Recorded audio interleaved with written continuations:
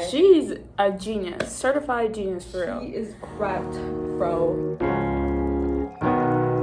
Hey guys, guys. thank you so much for tuning in, and today we're actually continuing our Wonder Woman series. And if you don't know us, my name is Patricia, or Trisha for short. And I'm Ty, and this is TP Talks. If this is your first time listening, this is our podcast, TP Talks, where we talk about different topics or people that are relevant today, and you can conveniently listen to in the bathroom, hence TP for toilet paper, and also for Ty and Patricia. In this episode, we are going to be talking about Maria Ressa, who is a true Wonder Woman. We have read multiple academic journals and read even several of Ressa's own works, and I feel like we've had good enough knowledge that we know her better than she knows herself, for sure. Yeah. So I think we should get into that. You know, many viewers probably have no idea who we're talking about right now, so, I mean, Patricia, who is Maria Ressa? I don't know. So let's give you a general overview on who Maria is, because you probably have no idea who she is. But that's not to say that she isn't known, though, you know? Yeah, I mean, I would say she's pretty well known in the Philippines, both good and bad fame, but the rest of the world, I feel like she may not be as well known.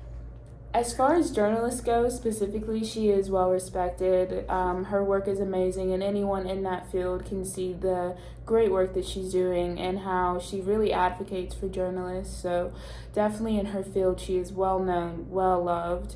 As far as the public go, I mean, it's the public, so she has her critics, she has her supporters. You know, her critics are definitely the pro-government people, while her supporters see the truth in what she's saying and how it benefits them. So we chose her because she's a Wonder Woman, but we would like to focus on her work as a journalist and as a woman of color in her field, and as a powerful woman of color. You know, she's very powerful with her words, and she has authority. So now we can give you some background on Maria now that you know who she is. So, as we stated before, she was born in Manila, Philippines, and she moved to the U.S., New Jersey, to be specific, when she was 10 years old. And from there, she's had a very, very vigorous life. I mean, she had to learn English along with her academics. She learned 8 different instruments. And then from there, she went to Princeton. So she was initially going for a medical degree, and she even took a course in molecular biology. Eventually, though, she got her bachelor's in English, but she did a lot of other things in college. She was in theater classes, she was in plays, she sang in the band, she even played basketball. Oh my gosh, you're an kidding actual, me. I'm not kidding, a well-rounded student, for real. She did end up getting a master's degree in journalism at the University of Philippines, Diliman. So the playwright thing was, of course, out of question.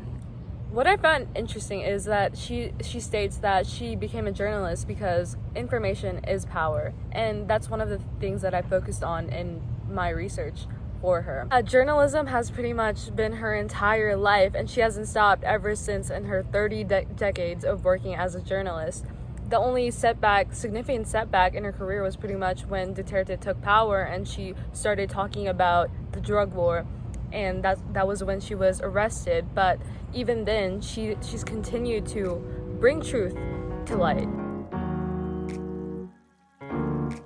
So the first work we're going to get into is her Nobel Peace Prize lecture. Yes, that is Nobel Peace Prize. Yeah, big deal. She did win one. It was 2021. Yes. Yeah, she won the Nobel Peace Prize. So in her lecture, it is a very moving lecture of how she brings attention to everything that she's been fighting for. She mentions this one part, which is a big theme that she uses for her work or for her messages that she gets out, but she was first arrested in 2019, and this cop, who seemed almost ashamed to arrest her, he told her in the Filipino language, which Trish can speak. He said, "Ma'am, trabaho lang po," which means I'm only doing my job, and according to her, he felt uncomfortable about it.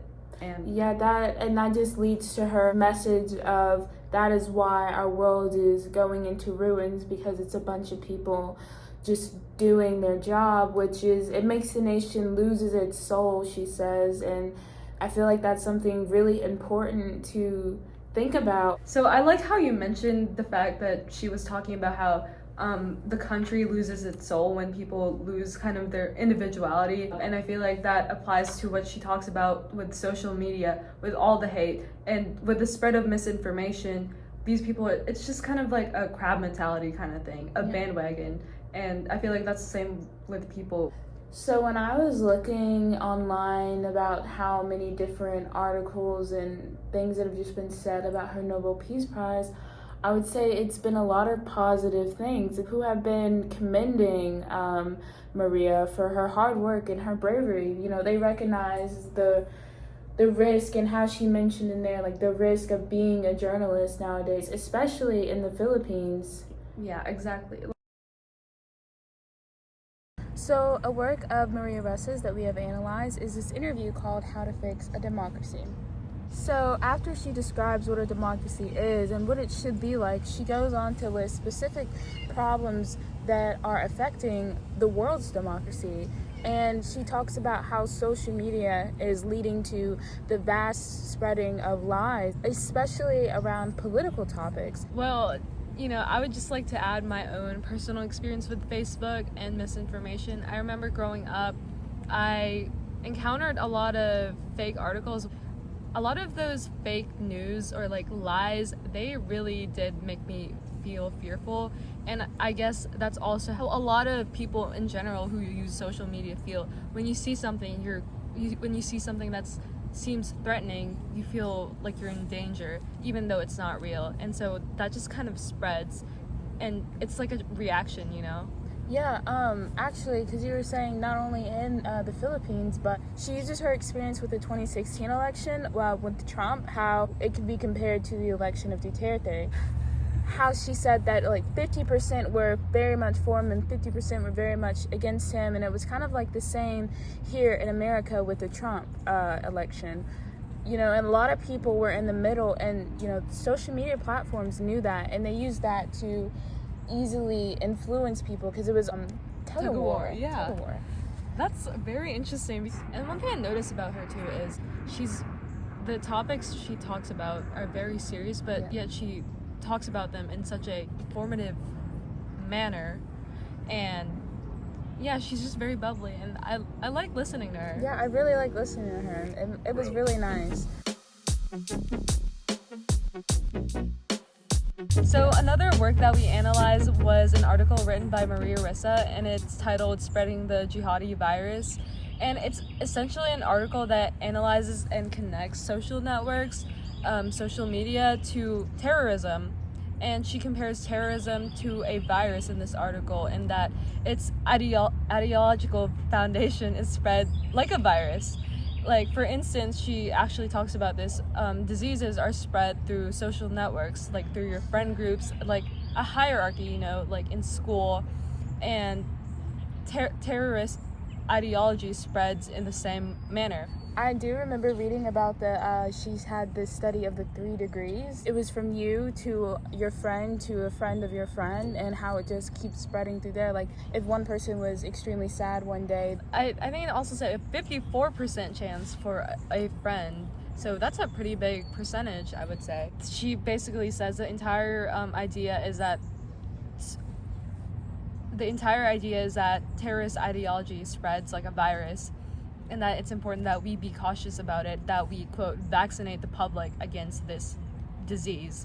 And she says that social networks spread what they're seeded with. All of these works, this makes us realize that Ressa has a focus on social media, and I think it's a very important thing to emphasize because, we're in a world where technology, social media is ubiquitous, and she's one of those journalists who really drives that point in.